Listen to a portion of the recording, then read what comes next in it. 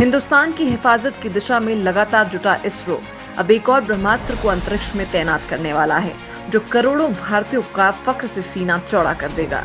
लद्दाख में चीन की हर हरकत पर नजर रखने के लिए इस धांसू जासूस सैटेलाइट की बहुत जरूरत है। लिहाजा ISRO earth observation satellite EOS-01 launch करने वाला है। इसे 7 नवंबर को श्रीहरिकोटा के सतीश धवन स्पेस सेंटर से PSLV C-49 रॉकेट के जरिए दोपहर 3:02 पर लॉन्च किया जाएगा। EOS-01 सैटेलाइट के साथ 9 कस्टमर सैटेलाइट भी लॉन्च करने की तैयारी में हैं। इन सभी सैटेलाइट को न्यू स्पेस इंडिया लिमिटेड के साथ एक कॉमर्शियल एग्रीमेंट के तहत लॉन्च किया जाएगा। इस बार इसरो PSLV रॉकेट के DL वेरिएंट का उपयोग करेगा, जिसमें 2 स्ट्रैप ऑन बूस्टर मोटर्स लगे होंगे। इससे पहले इस रॉकेट वेरिएंट को पहली बार 24 जनवरी 2019 को माइक्रोसैट और सैटेलाइट में इस्तेमाल किया गया था। क्या काम करेगा भारत का ये जासूस? लॉन्चिंग के बाद अब देश की सीमाओं पर नजर रखना आसान हो जाएगा। ये सैटेलाइट रात के अंधेरे और खराब मौसम में भी काम करेगा, यानी धरती पर कितना भी मौसम खराब हो, कितने भी बादल छाए हो, इसकी निगाहें उन घने बादलों को चीरकर सीमाओं की स्पष्ट तस्वीर ले पाएंगी। ये माइक्रोवेव फ्रीक्वेंसी पर काम करने वाला सैटेलाइट है, इसलिए इसे रडार इमेजिंग सैटेलाइट कहते हैं। इसमें इतना ताकतवर निगरानी कैमरा है कि ये बादलों के ऊपर से भी उच्च गुणवत्ता की साफ तस्वीरें ले सकता है। ये इमेजिंग उपग्रह x band synthetic aperture radar से लैस है, जो कि रक्षा उपयोग के लिए सबसे अनुकूल है। ये उपग्रह किसी भी मौसम में काम कर सकता है। हालांकि ये पिक्चर वैसी नहीं होगी जैसी आप कैमरे से लेते हैं। देश की सेनाओं के अलावा ये कृषि, जंगल और आपदा प्रबंधन विभागों को भी मदद करेगा। इसरो ने बदला सैटेलाइट्स का नाम।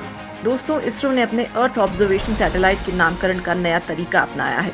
अब ऐसे सैटेलाइट का नाम EOS से शुरू होगा। इसके आगे गिनती के आधार पर सैटेलाइट की पहचान होगी।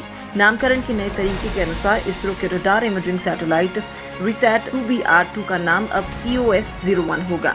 वैज्ञानिकों के मुताबिक satellite EOS-01 earth observation RISAT satellite की एक एडवांस्ड सीरीज है। इस सैटेलाइट की मदद से किसी भी मौसम में पृथ्वी पर नजर रखी जा सकेगी। इसरो ने 11 दिसंबर 2019 को रिसैट 2BR-1 को लॉन्च किया था। इस सर्विलांस सैटेलाइट को PSLV C-48 की मदद से लॉन्च किया गया था।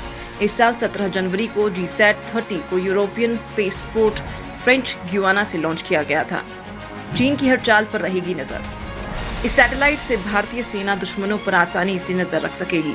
खासकर चीन की ओर से पिछले कई महीनों से जिस तरह से पूर्वी लद्दाख पर तनाव की स्थिति बनी हुई है, उसे देखने के बाद ये सैटेलाइट सीमा पर पैनी नजर रखेगी। इसके साथ ही पाकिस्तान की ओर से जिस तरह से आतंकी घुसपैठ की घटना को अंजाम दिया जाता रहा है, उसे देखते हुए भी ये सैटेलाइट भारतीय सेना की काफी मदद करेगी। इसके साथ ही सैटेलाइट का इस्तेमाल खेती, फॉरेस्ट्री और बाढ़ की स्थिति पर निगरानी रखने जैसे सिविल एप्लीकेशन के लिए भी किया जाएगा। इस तरह के तेज तर्रार उपग्रहों का एक समूह निरंतर पृथ्वी पर निगरानी के लिए आवश्यक है। इस सैटेलाइट में निगरानी और इमेजिंग क्षमताओं को और बढ़ाया गया है। इसरो के मुताबिक इसका x band synthetic aperture radar न केवल दिन और रात बल्कि हर मौसम में भी निगरानी रखने की क्षमता रखता है। इतना ही नहीं, बादलों में होने के बाद भी ये बेहतर तरीके से काम करता है।